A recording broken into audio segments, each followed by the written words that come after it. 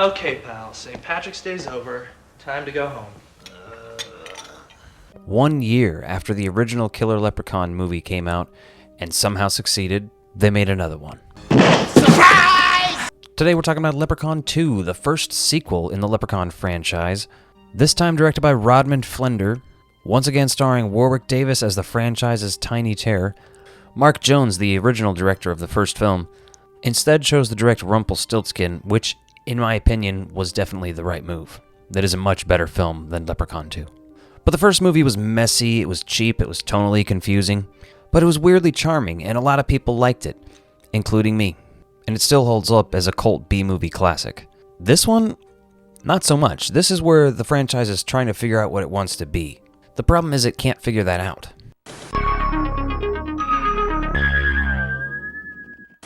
After Leprechaun performed well enough financially, the sequel was greenlit quickly. And I mean quickly. Trimark Pictures, which produced the series, specialized in lower-budget genre movies that could turn a profit on home video and cable. And thank God for them. The formula was simple. Cheap concept plus memorable villain equals franchise potential. So this time around, the filmmakers leaned harder into comedy and mythology. Instead of just chasing gold, the Leprechaun now wants something else. A bride. I've searched this fair land, far and wide. At last I've got me a leprechaun bride. Yes, the central premise of Leprechaun 2 is that once every 1,000 years, the leprechaun has to get a bride. Or gets the chance to claim a human woman as his wife. It's kind of muddy, I guess. I don't know if he really has to be doing this, but he is doing it. This already sounds like a weird direction for a slasher villain, but hey, fuck it, right? Let's do it.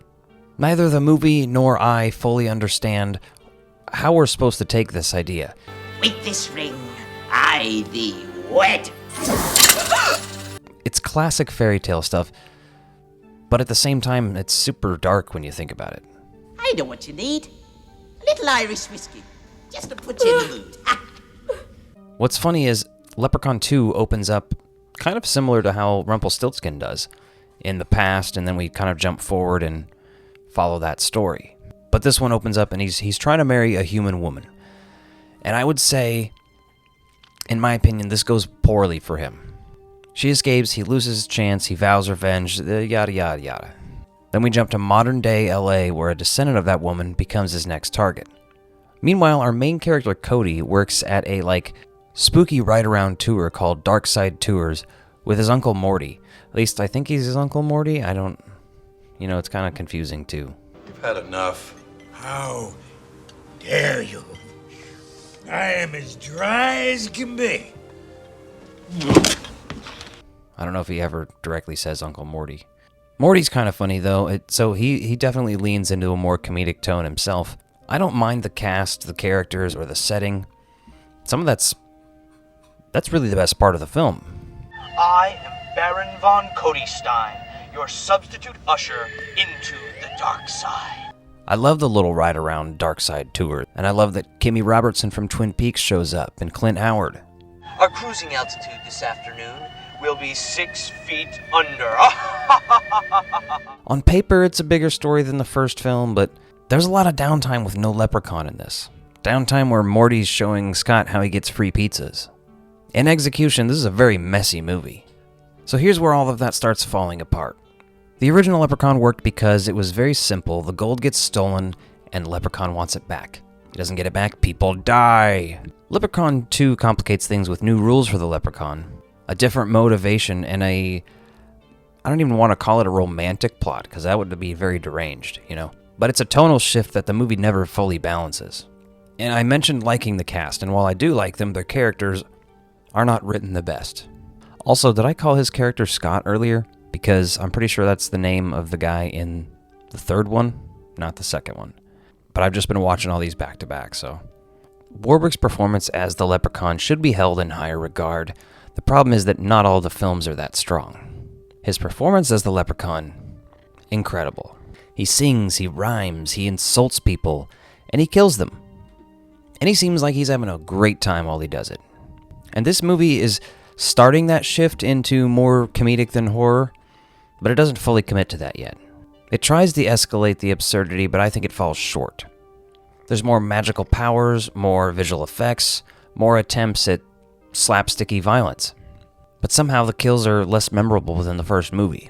And here's what frustrates me about this one. You can see the sets, the characters, the actors, the performances. Did you think these guys wouldn't catch you? These are LA's finest. Yeah, I guess I just wasn't thinking. Damn straight. Thank you, officer. And be like, wow, there's a great movie hidden in here somewhere. It's not here, but if you dug deep enough, you might be able to find one. The Haunted Tours is such a fantastic element. The fact that these characters are into spooky stuff, but they're doing it more to make money than actually being interested in it. While this movie does shift in the direction that you want it to go, it's still one hell of a downgrade from the first film. You know, in hindsight, Leprechaun 2 it's building, it's shifting things. Thank God Leprechaun 2 came out, because then we wouldn't have got to Leprechaun 3, Leprechaun in Space, Leprechaun in the Hood. All these iconic sequels that, in my opinion, blow number 2 out of the water. But I can also see this movie and say, yeah, I fully understand why the rest of these went direct to video. And if I'm not mistaken, this does have the lowest rating on Rotten Tomatoes. Now, generally, I have big disagreements about which ones are the best and which ones are my favorite in horror franchises, but you guys will have to let me know how you feel about this. I already saw at least one comment on Leprechaun review that someone doesn't understand why I don't like Leprechaun 2. Listen, I don't think it's like dog shit or anything. I think it's a dip in terms of at least the first 5 movies. It's the worst one, without a doubt. For me, it's a B movie that doesn't really want to be a B movie, and that's how it feels watching it. It hasn't accepted itself for what it is yet. Compared to how the rest of this franchise go, this one feels restrained. I'll see you guys in Vegas. Was it as good for you as it was for me? Quick thank you to my channel members and Patreon subscribers. If you want more ectoviolence, including exclusive videos and behind-the-scenes content, become a member by clicking the links in the description below.